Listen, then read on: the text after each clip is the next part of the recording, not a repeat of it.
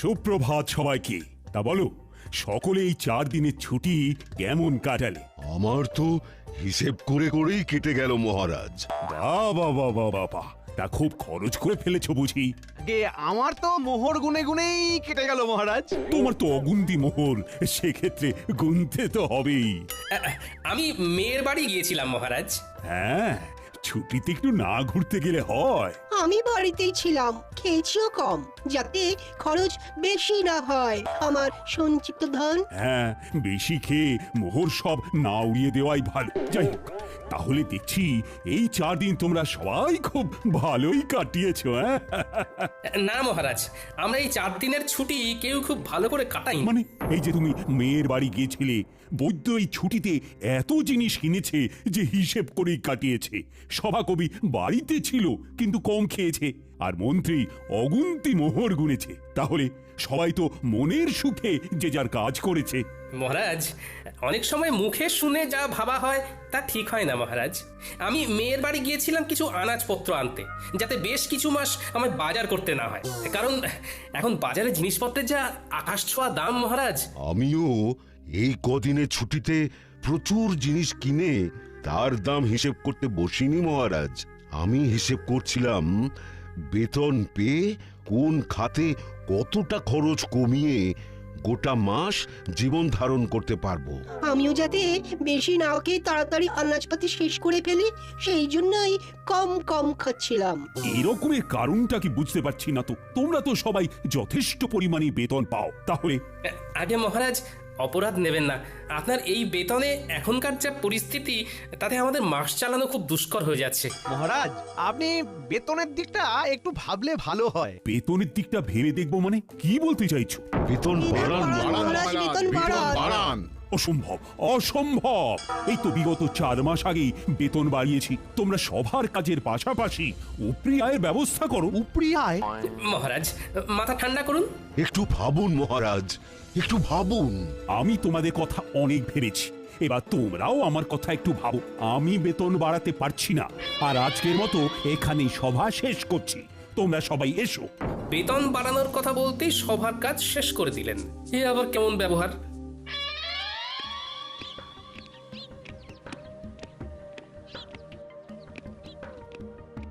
একি মহারাজ, আপনি এখন এই অসময়ে? হ্যাঁ, চলে এলাম আর কি। সবাই একটু গন্ডগোল হয়েছে। তারা বেতন বাড়াতে বলছে রানী। যা বেতন পাচ্ছে তাতে নাকি জিনিসপত্রের বাজারে যা আকাশ ছোঁয়া দাম, তাতে হচ্ছে না। আপনি কি বলেছেন শুনি? আমি বলে দিয়েছি বেতন বাড়ানো এখন অসম্ভব। আমি ওদেরকে বলেছি উপরি আয়ের ব্যবস্থা করতে। সে কথা শুনে সবাই কি বললেন? সবাই আকাশ থেকে পড়লো। একটা কাজ করুন না মহারাজ, আপনার পশ্চিম দিকের যে মাঠটা রয়েছে সেইখানেই ওদের জন্য কিছু ব্যবস্থা করে দিন না। তা তোমার কথাটা মাথায় থাকলো, তবে 2 দিন বাদে বলবো। আগে দেখি ওরা কে কি করে। বেশ। গিন্নি, ও গিন্নি। বলো। এ কি গো গিন্নি, তুমি শুয়ে আছো? শরীর খুব খারাপ নাকি? দেখি দেখি। হেমা, তোমার গা তো জ্বরে পুড়ে যাচ্ছে। কিছু খাওনি নাকি? আমি উঠতে পারছি না। আজকে রান্নাটা যে কি করে করব বুঝতে পারছি না গো। হ্যাঁ, রান্না নিয়ে কিছু ভেবো না, ও আমি করে নিচ্ছি। তুমি শুধু চুপটি করে শুয়ে থাকো দেখি। না, সে কি করে হয়? তোমার এসব রাধা বাড়া অভ্যেস নেই। আরে তোমারও কি জন্ম থেকেই স্বামীর সাথে ঘর করার অভ্যেস ছিল? হ্যাঁ, সেই তো আমার সাথে বিয়ের পরে অভ্যেসটা হয়েছে। আমার কথা আলাদা, আমি মেয়ে মানুষ। বারে বা, বেটা ছেলে বলে কি রান্নার অভ্যেস তা আবার কদিনের জন্য হবে না? এইসব একদম বাজে কথা গিন্নি। তাও আমার খারাপ লাগবে। তুমি এখন থামো তো গিন্নি।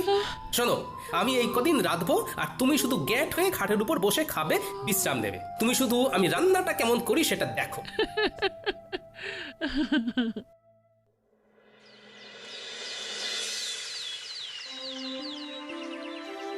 সুপ্রভাত। আশা করি সবাই ভালো আছো। কালকে যা হলো তারপর কি আর ভালো থাকা যায় মহারাজ? দেখো, আমি তোমাদেরকে যা বলার বলেই দিয়েছি। এই যাবৎকাল তোমাদের যখনই যা অসুবিধে হয়েছে আমি পাশে ছিলাম, এখনো আমি পাশে থাকবো। তাই বলে যখন তখন বেতন বাড়ানোটা সত্যিই অসুবিধের। আমি তো শুধু চিকিৎসাই পারি, এর বাইরে তো কিছুই পারি না। তাই তাই কিভাবে যে উপরি হায় হবে অন্য কিছু করে সেইটাই মাথায় আসছে না। মহারাজ যদি একটু উপায় বলে দেন। সেই আমাকেই উপায় বলতে হবে? আচ্ছা, দেখছি।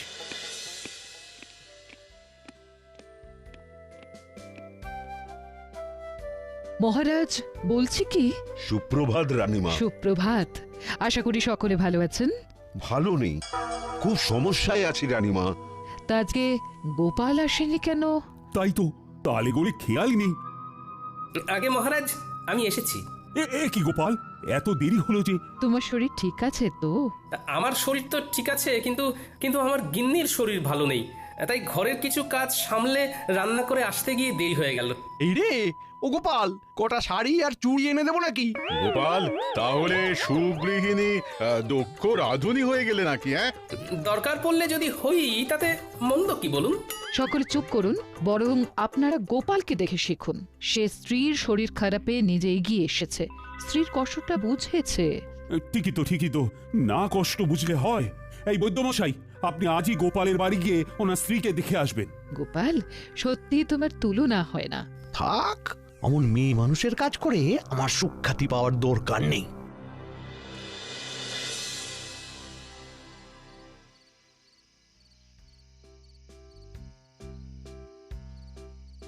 কি ব্যাপার রানী, এমন উদাস ভাবে বারান্দায় দাঁড়িয়ে? ভাবছি গোপাল গিন্নির কত ভাগ্য ভালো। কেন? এই যে সে এমন এক স্বামী পেয়েছে যে তার সব দুঃখ কষ্ট বোঝে। আর তোমার স্বামী বুঝি সেটা বোঝে না? না, কিছু কিছু সময় বোঝে, আবার কিছু কিছু সময় বোঝে না। আচ্ছা, বুঝেছি। তোমার মন পেতে গেলে আমায় তাহলে একদিন লুকিয়ে লুকিয়ে ঠাকুরদের সরিয়ে তোমাকে রেঁধে খাওয়াতে হবে, তাই তো? আপনি রাঁধতে পারবেন? কি জানি, তবে চেষ্টা করে দেখতে পারি। আমার মনে হয় আপনি আর আপনার সভাসদেরা, মানে গোপাল বাদে কেউ রাঁধতে পারবেন না। এত বড় অপবাদ দিও না রানী। গোপাল ছাড়াও আর বাকিদের ভিতরে কেউ না কেউ নিশ্চয়ই রাঁধতে পারে। বলছেন? আচ্ছা, একটা কাজ করলে কেমন হয়? কাজ? কি কাজ? আপনাকে ওই দিন বলছিলাম না, আপনার পশ্চিম দিকের মাঠটায় ওদের কিছু একটা উপরি আয়ের জন্য ব্যবস্থা করে দিন। হ্যাঁ, তার সাথে এর কি সম্পর্ক? শুনুন, আপনি আপনার সভাসদদের বলুন তারা ওই মাঠটায় নিজের ইচ্ছে মতো তৈরি করা খাবারের দোকান ওই বিকেল বেলার দিক থেকে রাত্রিবেলা পর্যন্ত দিতে পারেন। তাতে কি লাভ হবে? তাতে এনাদের উপরি আয়ও হবে। সবার কাজ শেষ করে তারা অনায়াসে খাবার দোকান খুলে খাবার বিক্রি করতেই পারবেন। হ্যাঁ, দারুণ বলেছে তো। আচ্ছা, তাই খাবারগুলো কি সভাসদেরই বানাতে হবে? এমন কোনো কথা আছে কি? মানে যেহেতু তুমি তখন ওই রান্নার প্রসঙ্গ তুলেছিলে, তাই জিজ্ঞাসা করছি। সেই খাবারগুলো সভাসদেরই বানাতে হবে এমন তো কোনো বাধ্যবাধকতা নেই। তারা চাইলে তাদের স্ত্রী বা বাইরের কারো সাহায্য নিতেই পারেন। তবে যারা নিজের হাতে খাবার বানিয়ে বিক্রি করবেন তাদেরকে পুরস্কার হিসেবে 2 থলি করে মোহর দেওয়া হবে। রানী, তোমার প্রস্তাবটাকে আরেকটু পরিবর্তন করে দিই।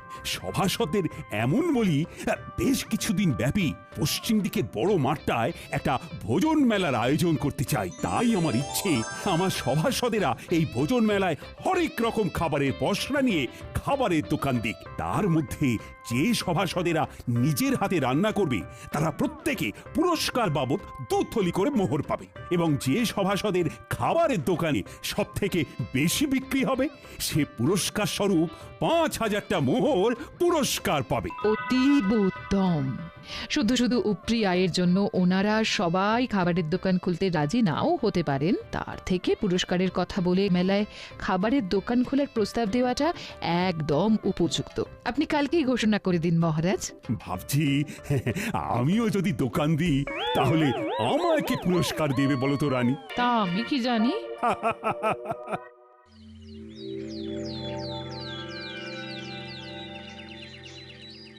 হ্যাঁ, তোমাদের সকলকে আজ একটু তাড়াতাড়ি ডাকার পিছনে আমার একটা বিশেষ উদ্দেশ্য আছে। কি কি উদ্দেশ্য উদ্দেশ্য মহারাজ? মহারাজ?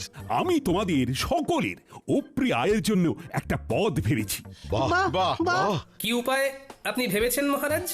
আমি আমার পশ্চিমের মাঠটায় একটা ভোজন মেলার আয়োজন করতে চাই। সে অতীব ভালো, কিন্তু মেলায় গেলে তো খাবার কিনতে কিনতেই প্রচুর খরচ হয়ে যাবে। তাহলে এভাবে আমাদের উপরি আয় হবে কি করে মহারাজ? নিজের দোকান থেকে খেলে ব্যয় হবে না মন্ত্রী। নিজের দোকান মানে? আপনি কি ওই মেলায় আমাদের দোকান দিতে বলছেন মহারাজ? একদম ঠিক। আমি চাই পশ্চিমের মাঠে আয়োজিত সারা কৃষ্ণনগর ব্যাপী ভোজন মেলায় সাধারণ প্রজাদের পাশাপাশি আমার সভাসদেরাও খাবারের দোকান দিক। দোকান দিলে উপরে আয় হবে বটে, কিন্তু দাঁড়াও দাঁড়াও, আমার ঘোষণা এখনো শেষ হয়নি। আমি ঠিক করেছি আমার সভাসদদের ভিতরে যারা নিজেরা হাতে করে খাবার বানিয়ে বিক্রি করবে তারা প্রত্যেকে 2 থলি করে মোহর আমার তরফ থেকে পুরস্কার পাবে। আহা দাঁড়াও, এখনো তো কথা শেষ হয়নি। আর যে সভাসদদের দোকানে সব থেকে বেশি বিক্রি হবে সে আমার তরফ থেকে পুরস্কার বাবদ 5,000 মোহর পাবে। তার মানে খাবার বেশি বিক্রি করতে পারলে 5,000 মোহর পুরস্কার, আর নিজের হাতে খাবার বানাতে পারলে 2 থলি মোহর পুরস্কার।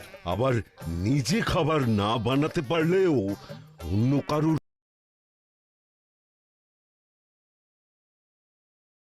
2 থলি মোহর পুরস্কার। আবার নিজে খাবার না বানাতে পারলেও অন্য কারুর সাহায্য নিয়ে উপরি আয়ের জন্য দোকান দেওয়া যাবে, তাই তো মহারাজ? একদম। এই মেলা প্রায় মাস খানেক চলবে। তাহলে তোমরা কি ভাবছো? মানে আমার প্রস্তাবে কি রাজি হবে? আমি রাজি মহারাজ। আমি দোকান দিতে রাজি, যদি হেরেও যাই বাজি। আমিও রাজি। আমিও দোকান দেব। মহারাজ, দোকান না দিয়ে সবার দোকানের খাবার চেখে দেখার জন্য কোনো পুরস্কার নেই না? মন্ত্রী, ইয়ে মানে মহারাজ, আমিও সবার মতো দোকান দেব তাহলে। বেশ, তাহলে সবাই প্রস্তুত হয়ে নাও। দিন 7 পরেই শুরু হবে ভোজন মেলা। ও হ্যাঁ, মনে আছে তো সবার, কালকে আমাদের ছুটির দিন, রাজসভা বন্ধ। হ্যাঁ মহারাজ।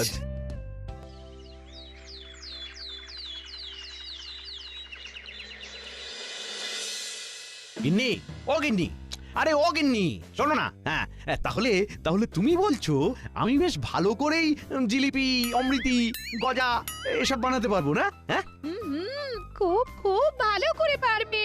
তা আমার প্রতি তোমার এত আত্মবিশ্বাসের কারণ কি?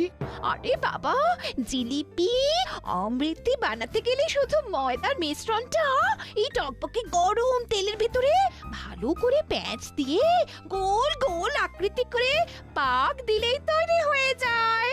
আর এই প্যাঁচ দেওয়ার ব্যাপারে কৃষ্ণনগরে তোমার মতো পারদর্শী আর কেউ আছে বলে তো আমার মনে হয় না। ঠিক বলেছো। তোমারও যা প্যাঁচালো মন, সেই মনের প্যাঁচের মতো আমায়ও যা সুন্দর করে তুমি জিলিপি অমৃতি বানাতে শেখাবে, আহা আহা, তারপর আমার পূর্ব অভিজ্ঞতা তো আছেই। যাকে যাক, এই চলো শুরু করে, চলো চলো।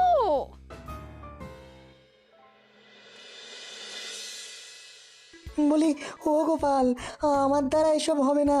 আমি আগে কখনো রান্না করিনি। হবে না মানে? সব হবে। তুমি নিজে না একজন বিজ্ঞানী, তুমি এরকম করলে হবে? চেষ্টা করলে সব হয় বন্ধু। আগে গোল গোল লুচি বানাতে শিখতে হবে, তারপর আলুর দম। গিন্নির থেকে সব জেনে এসেছি। এর থেকে সূত্র বা কোনো যন্ত্র আবিষ্কার করা অনেক সহজ। মেলা বেলা হয়ে যাচ্ছে বন্ধু। ইস, এরকম যদি কোনো যন্ত্র থাকতো যার দ্বারা আপনা আপনি খাবার হয়ে যেত। আগে লুচি আলুর দমটা শেখো, তারপর তুমি ওরকম যন্ত্র আবিষ্কার করো, কেমন? না, মানে কোনো ইয়ে টিয়ে নয়, চুপচাপ কাজে নামো। তুমি তো জানোই আমি ছড়ার পাত্র নই।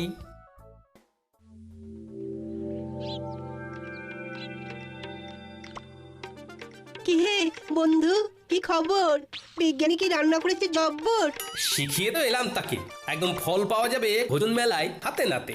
আহা, কি দারুণ ছন্দ! দেখো তো কেমন বেরোচ্ছে ঘুগনির গন্ধ। কি দারুণ গন্ধ! তা সভাকবি, তুমি কি রাঁধতে পারো? হ্যাঁ, আমি রাঁধতে পারি, তাতে নেই কোনো সংশয়। সেই জন্যেই মেলায় বিকাবো ঘুগনি ও মুড়ি মহাশয়। সাবাস বন্ধু, সাবাস। তা তুমি কি বেচবে গোপাল? ঠিক করেছো কি ঘুম থেকে উঠে সকাল সকাল? না বন্ধু, কিছু ঠিক করিনি এখনো, দেখি কি বিক্রি করি। হ্যাঁ, তাড়াতাড়ি ঠিক করে ফেলো, কারণ খুব তাড়াতাড়ি দিন যে ঘনিয়ে এলো। গোপাল, ভেবেছি চপের দোকান দেব, কিন্তু বেসন গুলতে গিয়েই তো কাল ঘাম ছুটছে। আপনার এই দুই হাতে নিজে এত পাচন গুলেছেন, আর এখন বেসন গুলতে গিয়ে নাকানি চোখানি খেলে হবে? আমার ভয় করছে গোপাল। দেখি তো, আমার সামনে আপনি গুলতে বসুন, কেমন ভয় লাগে আপনার দেখি। গোপাল, তুমি পারো বটে। একবার হাঁক দিলাম আর তুমি সাহায্য করতে চলে এলে। বৈদ্যমশাই, আমরা একই রাজ্যের লোক, তাই বিপদে ডাক শুনেও মুখ ঘুরিয়ে না শোনার ভান করে বসে থাকলে হবে?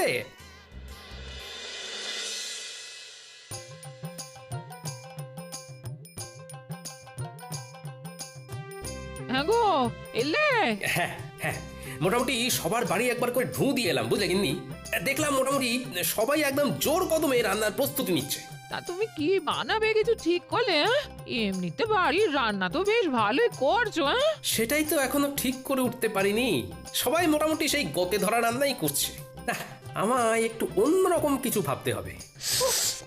দাদু, ও দিদা, এক ঘটি জল দাও না। ঝাল কি ঝাল! আর খাবো না, নাক মুলছি, কান মুলছি, আর খাবো না।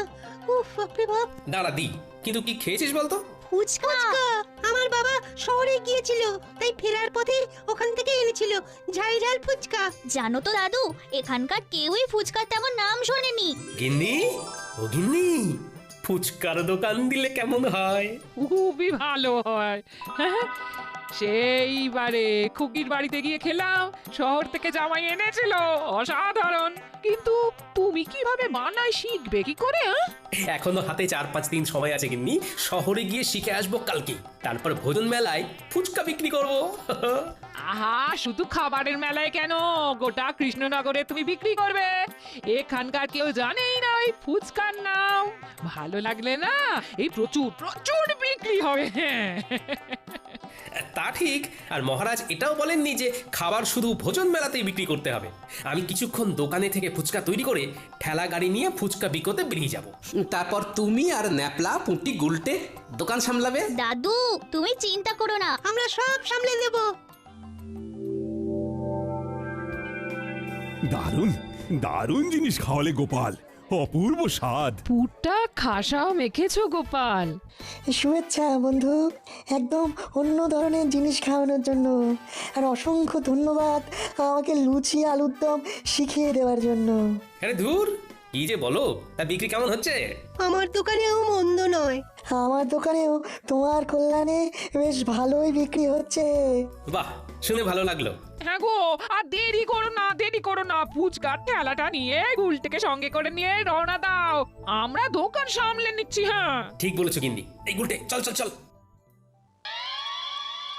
ফুচকা নেবে গো, ফুচকা, ফুচকা নেবে গো, ফুচকা, ভোজন মেলায় গোপালের বিখ্যাত ফুচকা। এক মোহরে 7টা, খেয়ে যাও খেয়ে যাও, এক মোহরে 7টা। ফুচকা নেবে গো। ফুচকাটা আবার কি? হ্যাঁ হ্যাঁ, আমি বুঝেছি বুঝেছি, ফুচকা কি, তাও আবার খাবারের মেলায় গোপালের বিখ্যাত ফুচকা। চল চল চল, খেয়ে দেখবি, চল, বাকিদেরও ডাক। একটু ভালো খেতে, ভালো খেতে, আরো দিন আরো দিন, আমায় ফুচকা দিন। দাদু, মন বলছে এই এক ঠেলা গাড়ি ফুচকা না নিমেষেই শেষ হয়ে যাবে। দেখে নিও দাদু, তুমি হবে সেরা বিক্রেতা। দূর পাগলা, সেরা বিক্রেতা না, সর্বোচ্চ বিক্রেতা। দুটো একসাথে বললেও কিন্তু মন্দ লাগবে না।